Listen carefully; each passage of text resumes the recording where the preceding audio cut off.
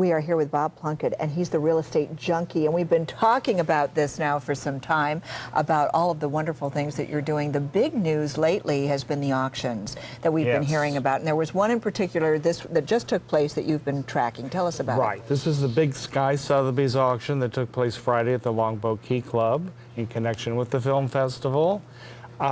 This was the third one they've had.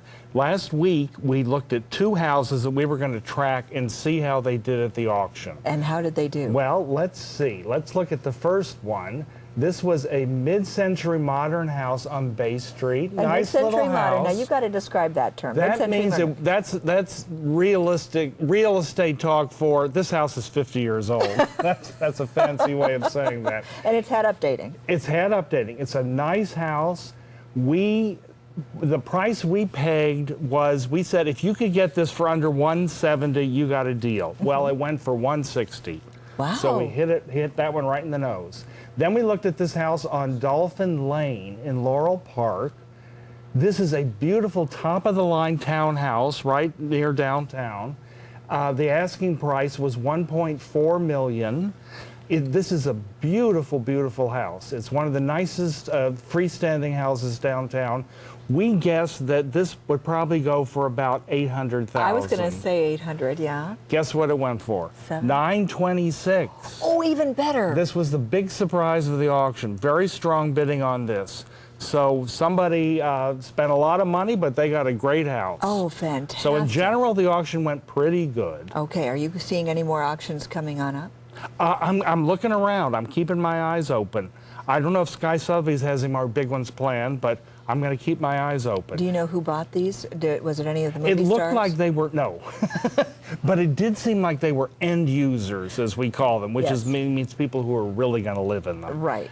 But now let's take a look at this house that I saw at an open house on Sunday. This is in University Park. Now look at it. Typical $1 million University Park house. But you go inside, and it has been so beautifully remodeled. This house is like 12 years old. That's the master bath.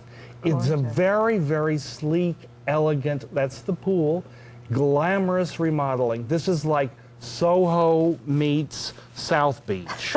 It's a very, very elegant house, and it proves that you can take one of those $1 million University Park houses in a gated community, and you can do anything you want to the interior. You don't have to look like you're living on the set of some Italian opera. You can have a very glamorous, sexy house. Isn't that lovely? And how much is that one on the market for? It started out at $1.1 million and it's down to $849. And with all the custom work, because this has incredible custom work, incredible custom floors, and so at $849, it is a pretty good buy. And we're still seeing prices that are kind of tapping the bottom. They're still kind of fluctuating yes, down here, we're kind of bouncing along, and they're not getting that much lower. The good news is there are plenty of very, very good buys out there. And there's plenty of time for people to get out there and still take a look. The open houses are wonderful ways of really getting to know an area and getting to see property. Yeah, and it's fun to go in somebody else's house and snoop around. And that's what you do, Bob. Right, that's what I do. That is so fantastic. Thank you so much for joining us out here today.